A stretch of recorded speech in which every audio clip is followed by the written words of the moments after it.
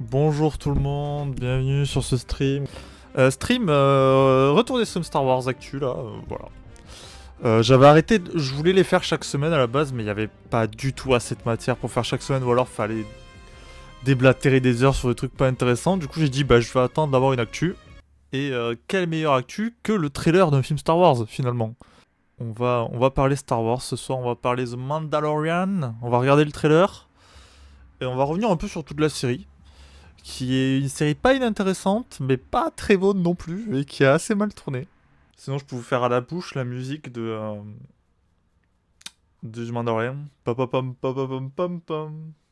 Papapam, papapam, pam. Il y a 9 jours, le 22 septembre, on nous a sorti le trailer The Mandalorian and Grogu, donc le film qui est censé faire suite à The Mandalorian. On parlera du projet un peu après, on va déjà regarder le trailer. Alors, de ce que j'ai lu, ce trailer est nul à chier. On n'apprend pas grand chose. Apparemment, il y a très très peu de dialogue. Et c'est moche. Donc, jugeons.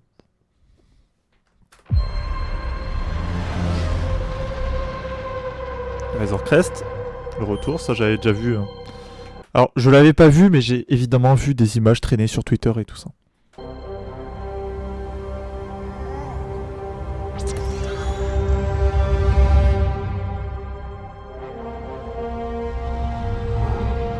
Babou Frick.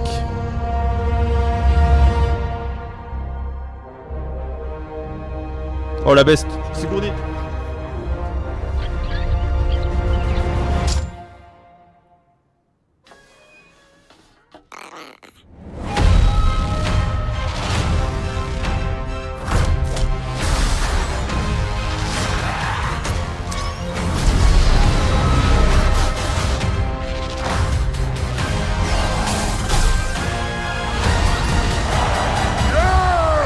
Impressive.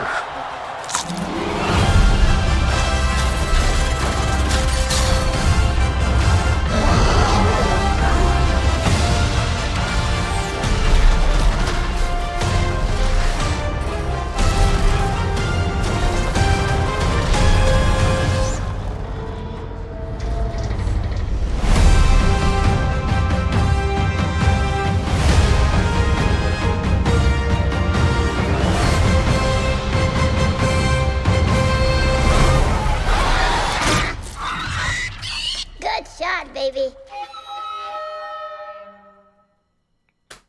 C'est encore pire que ce que je pensais. C'est encore pire que ce que je pensais. Alors déjà, premier commentaire, ça me saute aux yeux, mais c'est pas très beau.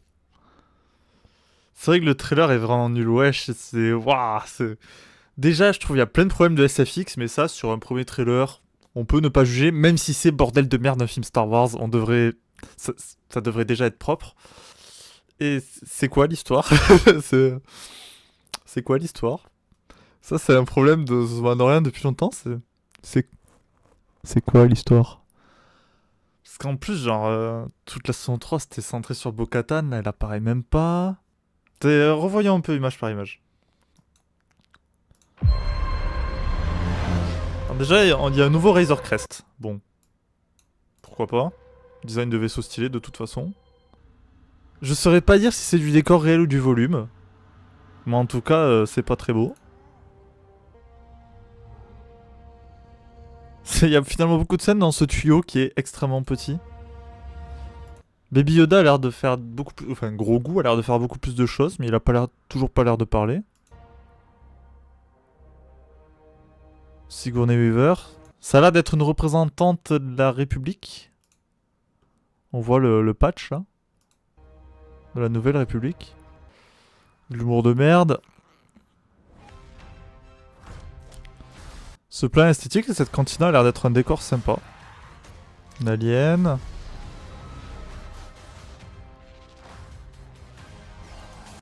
Ça, c'est notre cher Zeb. Garazeb Aurelios. Qu'on avait déjà vu dans la série.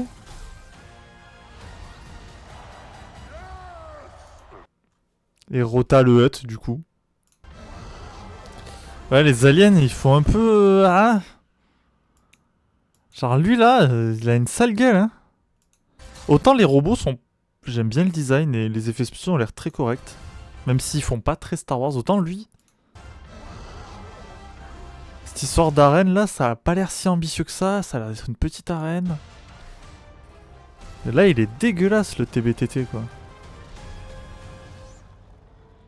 Et en plus c'est mou genre... La musique elle coupe à mode... Oh regardez il tombe, ça fait déjà... Bon... Et la DA du titre en mode vieux western pulp. Je suis vraiment pas convaincu. En fait, ce film, il est en projet depuis quelques temps quand même. Et à la base, il me semblait qu'on nous le vendait un peu. Je vais me remettre en full cam. Il me semblait qu'on nous le vendait un peu, ce film, comme un peu le crossover ultime de tout le Mandoverse. Donc de toutes les séries qui se déroulent à peu près à cette époque. Qui étaient Mandalorian, Boba Fett, Ahsoka... C'est tout. C'est déjà pas mal. Voilà, ça devait être un peu le climax, quoi. Mais finalement, non. Parce que je rappelle que ce film sort, mais une saison 4 à Mandalorian est toujours aussi prévue. On verra ça après. Et là, ça a l'air d'être un épisode du Mandalorian. Avec aussi peu de scénario.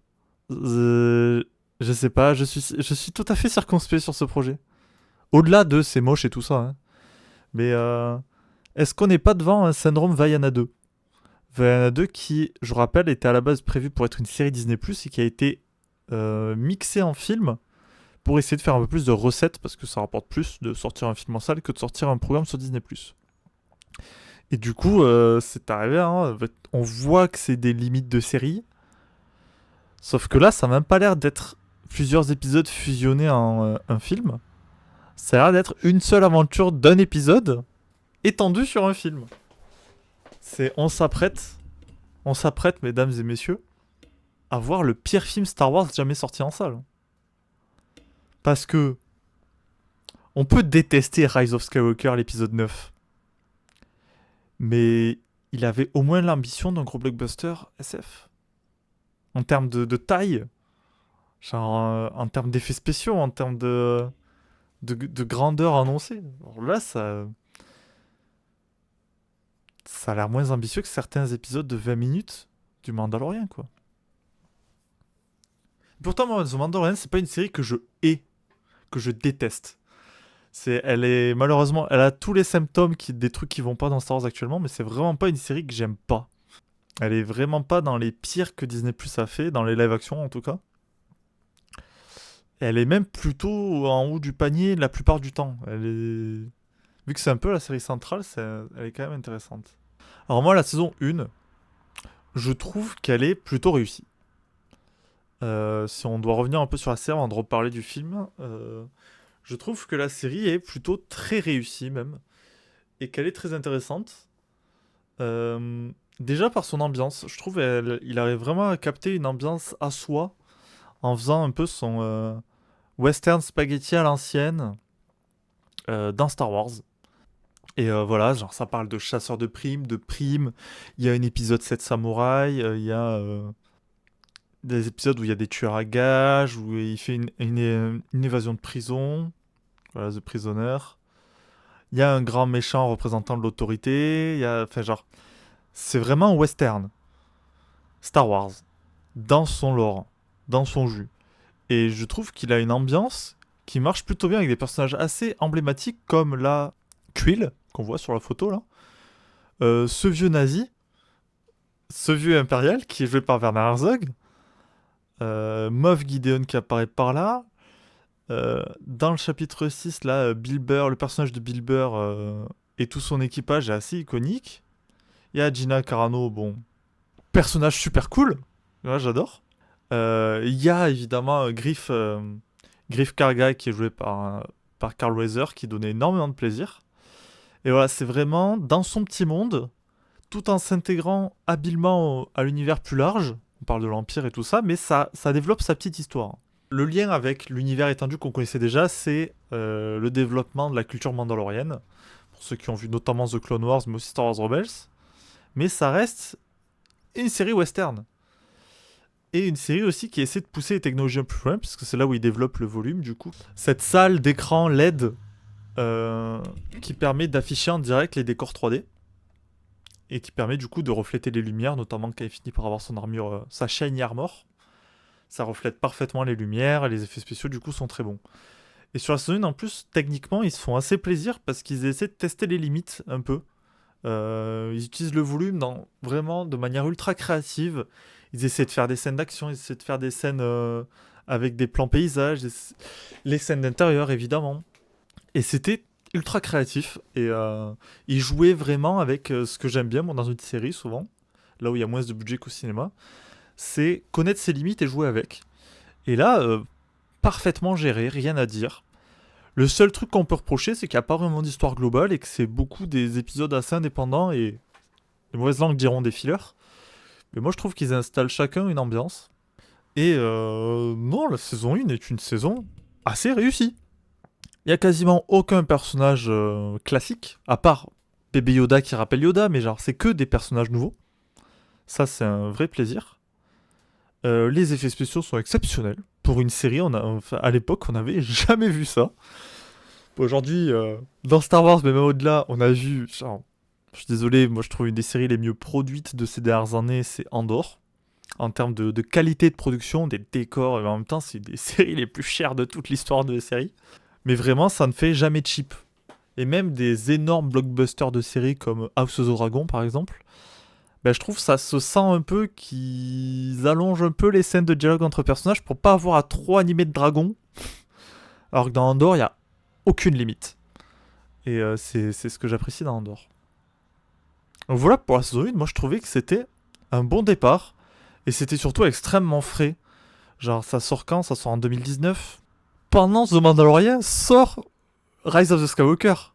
Et la comparaison devant une série originale qui a la moitié du budget de Rise of Skywalker, elle est terrible pour Rise of Skywalker. J'ai beaucoup dit Rise of Skywalker. Vraiment, la comparaison est terrible pour l'épisode 9. Épisode 9, tout le monde s'en branle, personne n'y va avec grande envie. Alors que The Mandalorian, tout le monde trouve ça trop cool. C'est pas un chef-d'œuvre, mais c'est une saison tout à fait réussie. Mais après vient la saison 2. Et la saison 2, c'est de la merde. Non, en vrai, c'est le début des problèmes, on va dire. La saison 2, c'est un peu le même problème que la saison 2 d'une autre série que j'aime beaucoup de Star Wars, qui s'appelle Star Wars Rebels.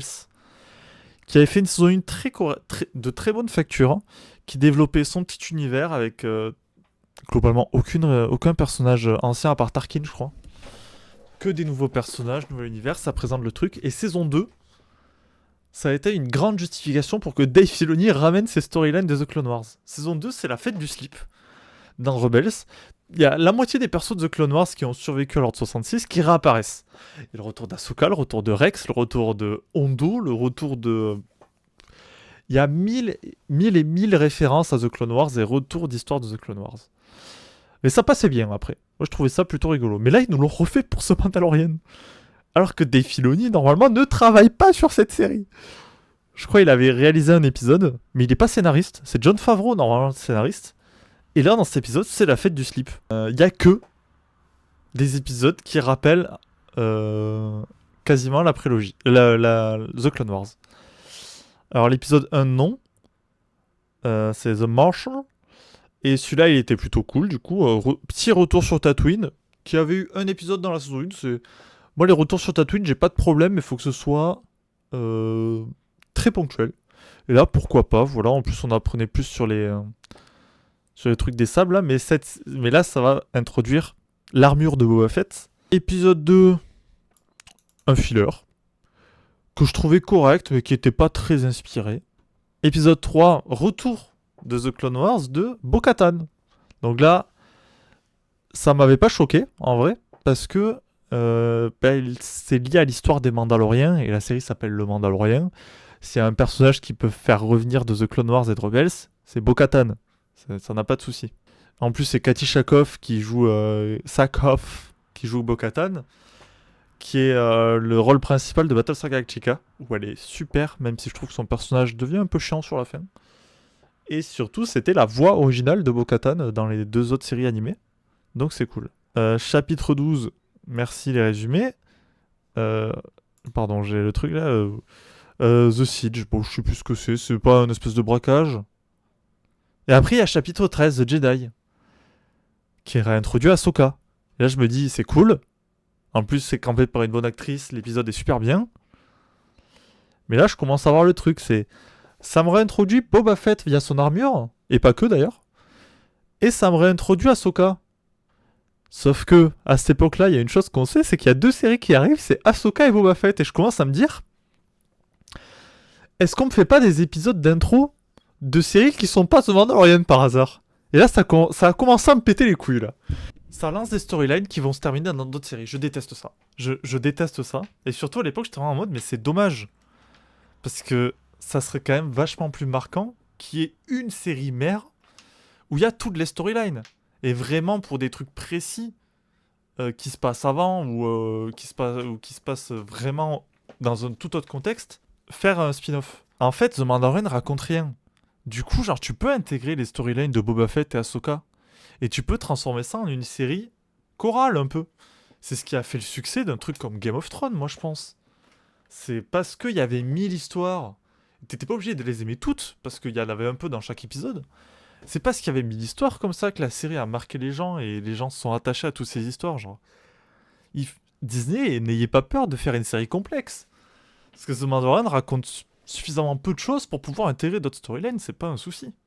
Et après, là, ça part sur l'histoire de bébé Yoda, voilà, qui se fait kidnapper, jusqu'à ce qu'il sauve et que Luke Skywalker le récupère. J'étais en mode, bon, il se débarrasse de bébé Yoda. Cette machine à vendre, il s'en débarrasse, là, et il n'y a plus bébé Yoda. Bah merde, comment ils vont faire, du coup? Et du coup, j'étais en mode, bébé Yoda n'était qu'un arc. Donc, on va lancer sur un autre arc. Saison 3 de Mandalorian. Bébé Yoda est de retour. Pourquoi? Comment? On sait pas. Mais en fait, non, je blague. Entre temps est sorti le livre de Boba Fett. Mais cette série n'a rien à voir. Si t'as pas vu Book of Boba Fett, tu ne comprends pas The Mandalorian. Et c'est là où le truc que je dis, diviser ça en plusieurs séries, devient débile. Parce qu'on fait une série sur Boba Fett qui se déroule en vrai, genre... c'est pas de très grande qualité. C'est tout à fait oubliable. Mais ça se déroule. Juste Boba Fett un peu guest dedans. Mais ça développe son univers criminel de Tatooine, ses petits personnages. Ça se déroule, épisode 1, épisode 2, épisode 3, épisode 4. Et puis épisode 5. Boba Fett disparaît. Et d'un coup, le retour du Mandalorian. On a un épisode sur le Mandalorian, au milieu de Boba Fett. C'est quoi ce merdier? Je ne comprends pas. Je ne comprends pas leur stratégie d'avoir mis 2 épisodes essentiels. Parce que l'épisode 6 aussi concerne à peu près ça. Je ne comprends pas que 2 épisodes essentiels de la storyline de The Mandalorian soient en Book of Boba Fett. Et c'est dans ces 2 épisodes que le Mandalorian va récupérer bébé Yoda auprès de Luke. On revoit Ahsoka d'ailleurs. Quoi? Quoi? Je trouve que c'est d'un absurde, cette façon de faire. Moi, je ne comprends pas pourquoi Boba Fett, Ahsoka... Ahsoka, je comprends presque un peu plus, mais pourquoi Boba Fett et Mandalorian sont 2 séries différentes? En fait, c'est le problème d'avoir des séries qui portent le nom d'un personnage. C'est que tu te bloques à suivre ce personnage. Game of Thrones, The Walking Dead, ils ne sont pas... Bon, The Walking Dead a un perso principal. Mais il y a d'autres storylines. Game of Thrones, ils sont appelés Game of Thrones. Pour suivre plusieurs personnages. Et du coup, c'est vrai que ça fait bizarre, même quand c'est une bonne série, genre Andor, qu'on a un mode, ouais, Andor, et pas vraiment le personnage principal de sa série non plus. Mais c'est pas grave, vu que la série est bonne. Mais dans Andor, par contre, ils font plusieurs storylines. Book of Boba Fett sort, et ces 2 épisodes en particulier, je suis abasourdi. Je ne comprends pas la stratégie Disney, je ne comprends pas ce qu'ils veulent faire, et je pense qu'il est temps de mettre la faute unique, seule et définitive et entière sur un homme avec un chapeau. Dave Filoni. C'est finalement toutes ces séries, il y a un dénominateur commun à toute cette merde des séries live action, c'est Dave Filoni. Les séries où Dave Filoni n'est pas impliqué n'ont aucun souci. C'est vraiment... Allez, si, quand même. Parce que dans les séries qu'il est pas impliqué, il y a Obi-Wan qui est vraiment pas une réussite. Et en fait, c'est juste Dave Filoni qui étend son univers. Parce que il se croit maître de je sais pas quoi. Parce que George Lucas, Dieu lui-même, lui a filé le pouvoir de faire une série d'animation en 2008. Et depuis, il veut être chef de tout. Maintenant, il est chef de tout, vu qu'il est consultant créatif de toute la saga. Et ouais, en fait, Dave Filoni, c'est qu'une machine à s'auto-sucer. En fait. Parce que Mandalorian est devenu pourri quand il a commencé à faire plein de refs à The Clone Wars et Rebels. Puis après, Boba Fett a été un problème parce que trop lié à Mandalorian, c'était vraiment The Mandalorian. Et Ahsoka, c'est même pas... Il a même pas essayé de cacher le fait que c'était une saison 5 à Star Wars Rebels. Il y a tous les personnages, il y a le même méchant, il y a les mêmes personnages principaux. C'est la saison 5 de Star Wars Rebels. Ça en est absurde. Et en plus, ça m'énerve parce que moi, Dave Filoni, quand je me suis vraiment intéressé à The Clone Wars, que j'ai vraiment regardé en entier et tout, pour moi, c'était un dieu. Dave Filoni, c'était le gars qui avait compris Star Wars. Et je pense qu'il a compris beaucoup de choses sur Star Wars. Mais tout seul, non. Il lui faut des bons scénaristes en renfort parce que c'est un très bon réalisateur d'animation. Bon animateur aussi. C'est un bon technicien. Mais en termes d'histoire, c'est une catastrophe. Mais ouais, moi, en 2016-17, quand je refais The Clone Wars, je rattrape Rebels, je me dis, putain, mais le gars sait faire son truc, quoi. Rebels, c'est une des meilleures œuvres qui a été faite avec Star Wars, une des plus complètes, qui aborde vraiment Star Wars dans son intégralité. Parce que sinon, dans les séries, la meilleure, c'est Andor. Mais Andor, il y a plein de trucs qui... Toute la partie un peu mythologique de Star Wars, il la traite pas trop. Ça en fait pas une mauvaise œuvre, mais Rebels, c'est plus complète. Et ouais, et au fur et à mesure, je me dis, ah, Filoni... Même au début de The Mandalorian, je me dis, Filoni, c'est toujours un peu un bon gars. Parce que... en fait, les séries ont commencé à beaucoup faire référence à la prélogie. Les séries Disney, live ou animation.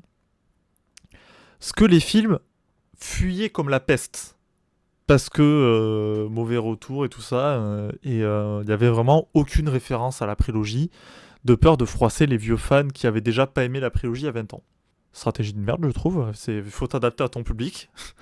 Genre, alors oui, en 2015, t'es encore un peu jeune, mais en vrai, les gens qui... Genre, à mon âge, quand la post-logie sort, on grandit avec la prélogie et la précie. Et du coup, les films ont vraiment essayé d'effacer la prélogie, au point d'effacer la politique même, parce qu'il faut pas parler de politique, parce que ça rappelle la prélogie. Même longtemps, j'étais en mode Dave Filoni, quand même, il se rattache à la prélogie. C'est un des créateurs Star Wars qui se rattache à la prélogie, qui a pas peur de s'y rattacher. Aussi parce que le public qui aime la prélogie commençait à pouvoir dépenser de l'argent. Et en fait, en le creusant un peu, j'étais en mode, ah cool, quand le Razor Crest explose, il lui file un N1, un vaisseau de Naboo. J'étais en mode, ah ça c'est une ref à la prélogie, c'est le seul qui fait des refs à la prélogie. Et puis au bout d'un moment, j'ai capté que, bon, le Naboo Fighter non, mais la plupart de ces refs à la prélogie sont en fait des refs à The Clone Wars qui reprend la prélogie. Et quand j'ai capté ça, j'ai halluciné. J'étais en mode, mais quel enculé alors.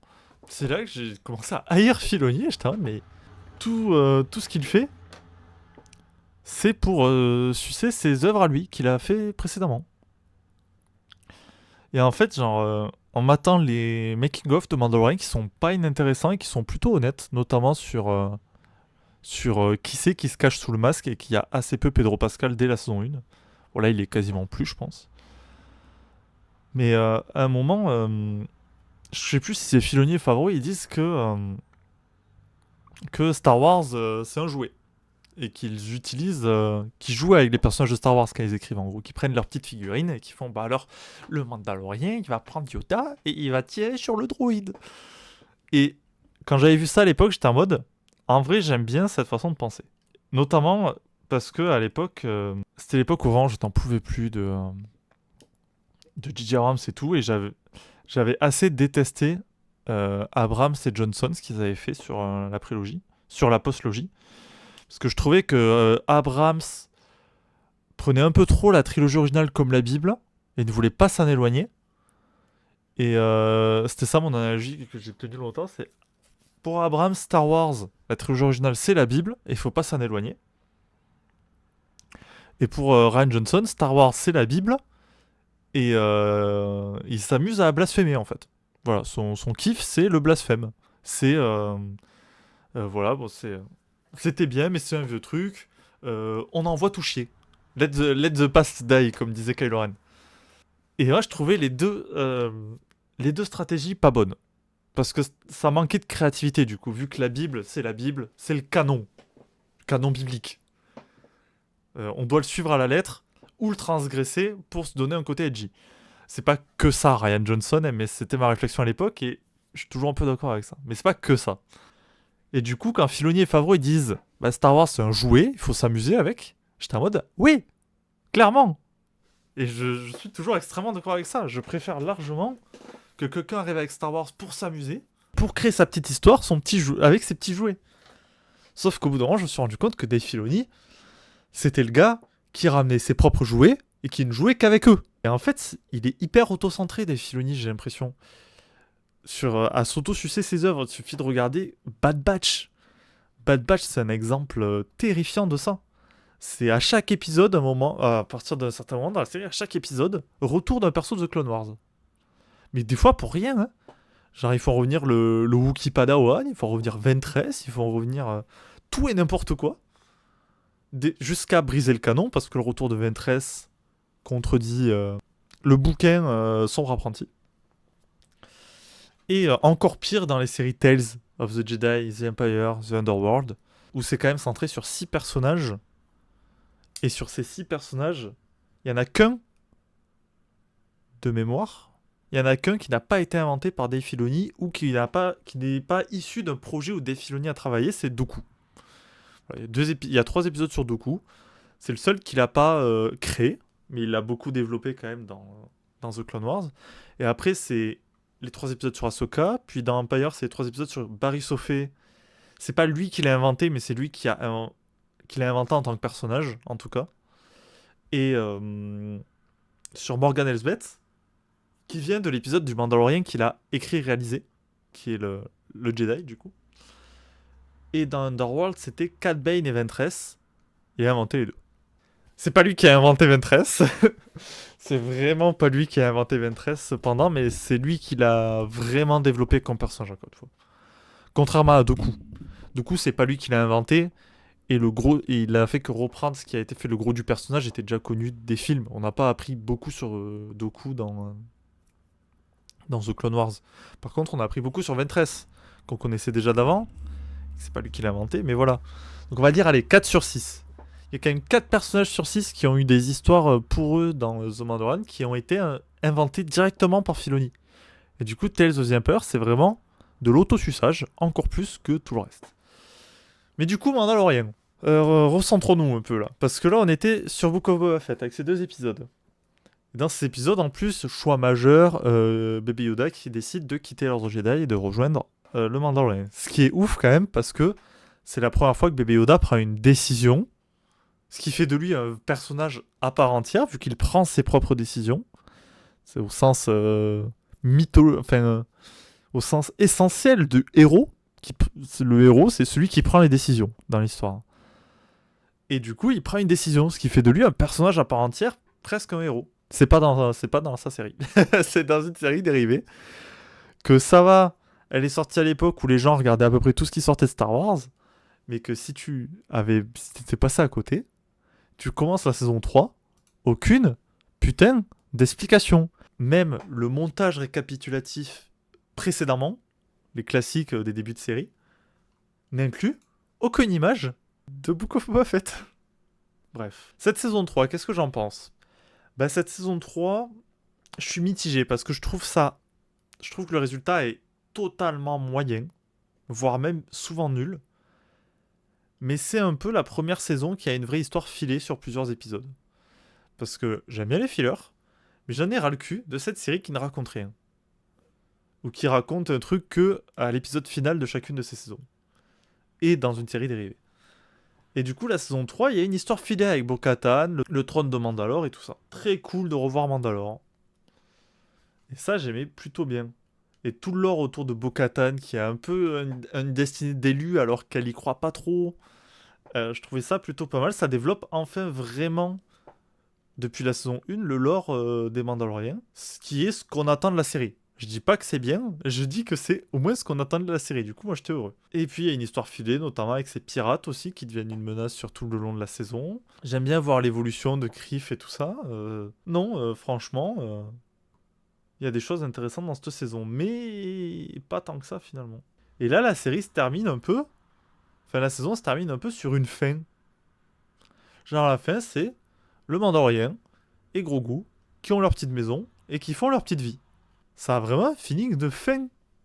Genre, on dirait la fin de la série. Et puis là, du coup, sort le film. Bientôt. Et le film, bah du coup, je sais pas ce qu'il va raconter. Ma théorie, moi, c'est que ça va être un peu une ressucée du projet Rangers of the Republic. Qui devait être un projet sur le personnage de Gina Carano. Pour suivre un peu les débuts de la Nouvelle République et le travail notamment de Rangers. De ce que c'est que d'étendre la Nouvelle République dans toute la galaxie. Et vu le personnage de Sigourney Weaver, moi je pense que c'est un peu une ressucée de ça. Ils ont un peu repris ce projet, ils en ont fait un film Mandalorian. Et je pense que ça va être le but, voilà, ça va être un Mandalorien va travailler pour la Nouvelle République afin de lutter contre des restes de l'Empire, sans doute, vu le trailer. Au bout d'un moment, il faudrait que Bébé Yoda commence à parler aussi. Hein. Mais oui, parce qu'il y avait une scène sur ça où, du coup, dans la saison 3, il me semble, où on voyait Zeb Aurelius. Je pense que c'est pour amener à ça, et je pense ouais, que c'est une ressucée du projet Rangers of the Republic. Peut-être mélangé avec un peu du projet Rogue Squadron de Patty Jenkins, qui n'a jamais vu le jour, puisqu'il me semble qu'il y a des photos de Sigourney Weaver en pilote de X-Wing. Le personnage du Mandalorian a l'air déjà assez complet. Bébé Yoda a fait ses choix. Je suis pas sûr que ça raconte grand chose sur ces personnages. Et cette histoire de Rota le Hutt en gladiateur. Ça fait longtemps que c'est à leak ça, mais pourquoi? Pourquoi? À voir, hein. Mais encore une fois, quel personnage on fait revenir? Rota le Hutt, issu de The Clone Wars, réalisé par Dave Filoni, évidemment. Même dans le film, ça continue. Hein. Il y a un perso legacy, entre guillemets, qui revient. Il y en a deux dans le film. C'est Zeb Orrelios, du coup, issu de Star Wars Rebels. Une série dirigée par Dave Filoni. Même si en vrai, tout ce qui est bien dans Star Wars Rebels, la plupart, c'est des épisodes ni écrits ni réalisés par Dave Filoni, mais bon, il est showrunner. Et Rota le Hutt, en gladiateur. Après, c'est cool de revoir des Hutt. Moi, j'avais bien aimé leur petite apparition, les nouveaux Hutt qu'on a vus dans Boba Fett. Boba Fett, il y a des choses vraiment intéressantes. En vrai, c'est... Avec un peu plus d'attention et de meilleurs réalisateurs derrière, ça aurait pu être une série vraiment cool. Genre, c'est terrible quand même. Un film Star Wars qui sort au cinéma en IMAX. Dans le trailer, on voit 3 décors, quoi. Après, c'est un teaser, quoi. Même la arène, elle a l'air cheap. Il n'y a pas l'air d'avoir beaucoup de monde. Ça fait pas film Star Wars, quoi. Alors ça, on sait qu'ils ont un... ça a leak qu'ils ont un AAT, un AT-AT, taille réelle comme décor. Donc apparemment, il y a une grosse scène... Enfin, il y avait un premier teaser qui était sorti que je n'ai pas vu, qui est sorti à la Comic-Con. Il y a une grosse scène de baston autour de ces AAT, AT-AT. On verra devant le film. Et ouais, ce délire de partir sur l'affiche, je sais pas si vous l'avez vu aussi. C'est là, de partir sur ce côté...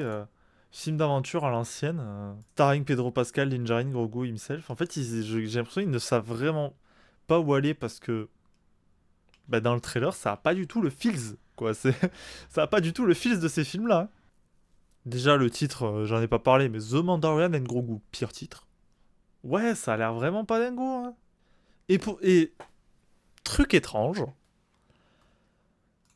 une saison 4 de The Mandalorian est quand même prévue. En 2023, Jon Favreau annonce que le scénario de cette nouvelle saison est terminé et qu'il a été écrit pour s'imbriquer dans les intrigues des œuvres dérivées, Boba Fett, Ahsoka, Skeleton Crew. Je vois pas le lien avec Skeleton Crew c'est vraiment dans son coin. Et du coup, le film Climax dont je parlais, qui aurait pu être le film The Mandalorian, est devenu la saison 4. Mais la question, ça va être comment elles vont s'intégrer avec Ahsoka. Parce que Boba Fett, on n'aura jamais de saison 2. Et Skeleton Crew, ça m'étonnerait beaucoup. Et en plus, il y a Ahsoka saison 2. Cet univers a été fait avec le cul. Je suis désolé, mais il fallait partir sur une seule série. Ça se trouve, la saison 4 va être annulée, sachant qu'il y a Mandalorian un gros goût, mais ça m'étonnerait quand même. Mais au bout d'un moment, genre, en plus, Ahsoka, ça fait 1000 ans qu'on attend. Après une saison 1 qui était tout à fait honorable, que j'ai bien aimé, mais qui n'est pas une saison 1. C'est une saison 5 de Star Wars Rebels, et ça se cache pas. Ce projet va être catastrophique. C'est sûr et certain. Ça va droit dans le mur. C'est la première fois. Non, c'est pas la première fois. C'est la deuxième fois. Et c'est terrible que Disney ait autant gâché une telle saga. C'est la deuxième fois qu'un film Star Wars sort et que je n'ai aucune envie d'aller le voir. Même Solo, j'avais envie. Même Star Wars 8, j'avais envie. Star Wars 9, bof. Mais quelle catastrophe nous a fait Disney. Disney, en 10 ans, ils ont ruiné la licence de pop culture la plus rentable et possibilité de rentabilité. Au-delà, en fait, genre, c'est ça qui est terrible, c'est ils ont loupé leur post-logie. Ça arrive. Sauf que là, ils font les mêmes choix de merde mercantile pour leur série. Et le seul endroit où il n'y a pas de choix de merde mercantile, je trouve, c'est les séries d'animation. Et elles sont pourries. Il n'y a pas de choix à la con parce que je pense que ça leur coûte beaucoup moins cher. Mais du coup, Filoni fait ce qu'il veut en tant qu'artiste. Moi, j'aime pas. Mais c'est pas mal fait. C'est même plutôt esthétique en vrai. Et c'est juste, je déteste. Mais Bad Batch et les Tales, qu'est-ce que c'est cohérent. Alors là, Mandalorian, ils prennent les pires décisions. Après, c'est normal parce que les séries Star Wars commencent à coûter des sommes astronomiques. Donc autant faire un film, je suis d'accord, il y aura plus de retour sur investissement. Et heureusement qu'au milieu, il y a Andor qui sauve la mise. Skeleton Crew était pas mal, mais complètement oubliable. J'avais beaucoup aimé, mais elle m'est complètement sorti de l'esprit. Tellement que dans la vidéo que j'ai fait là, une des dernières, mon avis sur tout Star Wars, j'ai oublié cette série. Alors que je l'ai vue et appréciée. Elle a une vraie petite ambiance à soi qui reprend Spielberg. C'est un peu Stranger Things de Star Wars. Ça arrive avec un peu de retard, on va pas se mentir. Mandalorian and Grogu. Non, oui, ça va être particulièrement horrible. De tous les projets Star Wars à venir, c'est celui qui m'intéresse le moins. Parce que là, dont on est sûr, il y a Ahsoka saison 2 qui est en tournage, il me semble. Niveau série, il y a ça, il y a Maul, une série d'animation sur Dark Maul qui va être un peu nulle. Enfin, qui va m'énerver parce que série Dave Filoni, on en reparlera. Et après, en série, c'est un peu tout sûr. Et en film, il y a quand même 4 films de prévus. Et le premier qui arrive, c'est celui-là, et il donne pas du tout envie. Starfighter, on verra devant le résultat. Je pense que ça aura plus la gueule d'un film que cet épisode filler allongé. C'est on dirait un peu un problème Camelot en vrai. C'est oui, super, ça arrive en film. Mais c'est toujours un peu cheap, quoi. J'ai pas vu le film Camelot, mais ça a l'air cheap de ouf. Mais ouais, faire venir une série au cinéma, c'est vraiment pas anodin. Et ben, faut le faire bien. Et aussi chercher un public qui n'a pas vu la série. En parlant de série qui arrive au cinéma, ils ont annoncé le deuxième film des Simpsons. Ça a intérêt à être au niveau du premier. Hein. Mais ouais. Ouais, Star Wars Starfighter. Ça peut être un petit coup de frais. Je pense pas que ce sera mon style et je pense pas que j'apprécierai de beaucoup, mais ça peut être correctement fabriqué. Je suis très curieux du film sur Rey après, qui devrait sortir après. Savoir qu'est-ce qu'ils font de cet univers maintenant que la postlogie est finie et catastrophique. Qu'est-ce qu'on fait pour relancer derrière? Et surtout, moi j'attends énormément, même si je sens la grosse déception, le film Dawn of the Jedi de James Mangold. Ça me ferait juste chier qu'il fasse un copier-coller de cette BD. Ça me ferait chier qu'il copie cette BD. Parce qu'il reprend déjà la chronologie. Il y a eu plusieurs références dans des œuvres récentes au Rakatan. J'ai assez peur de ça. J'espère qu'il va vraiment inventer quelque chose de nouveau et de bon. Voilà sur les projets à venir. Mais ouais, Mandalorian.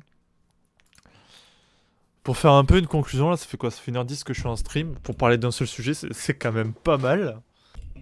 C'est une série qui avait du potentiel, qui a été intéressante, qui s'est un peu perdue, sans doute la faute à Filoni. Ouais, mais je comprends pas pourquoi Jon Favreau a accepté de se faire carjacker sa série par des Filoni. Parce que tous les liens avec The Clone Wars, il les sort pas de nulle part. Genre, forcément quelqu'un qui lui souffle. il pourrait se lier à d'autres œuvres Star Wars, il pourrait se lier à d'autres arcs de la prélogie. Mais non, bref. Et le film ne sera pas intéressant puisqu'il a l'air juste d'être une version allongée d'un épisode de la série. Donc le film 1 sera cheap, 2 sera nul, 3 sera pas intéressant et racontera rien, 4 sera rempli de fanservice, sans doute. Et je commence à en avoir ras le cul. Je commence à détacher complet de ce nouveau canon. Pourtant j'ai digue, hein. J'ai lu pas mal de BD, j'ai lu quelques bouquins, j'ai vu toutes les séries, tous les films. Non, c'est trop un merdier. C'est les grosses pattes de Dave Filoni gâchent tout, moi je trouve. Hein. Disney a... De toutes les sagas qu'elle a rachetées, c'est celle qu'elle a le plus détruit. Parce que les choix sur le MCU, on peut les critiquer, mais ils ont porté leurs fruits de fou pendant 10 ans. Avant que ça commence à décliner un peu, et encore déclin. C'est juste ils ont eu du mal à rebondir après leur gros climax. Sauf que Star Wars, ils ont eu du mal à rebondir après leur achat. En vrai, Star Wars 7 et Rogue One s'en sortent bien, tu vois, mais... Je suis désolé, mais quelle bande de capitalistes de merde. Genre, ils ont la poule aux œufs d'or, et en même pas 10 ans, ils réussissent à lui faire chier de la merde. C'est d'un triste. Voilà.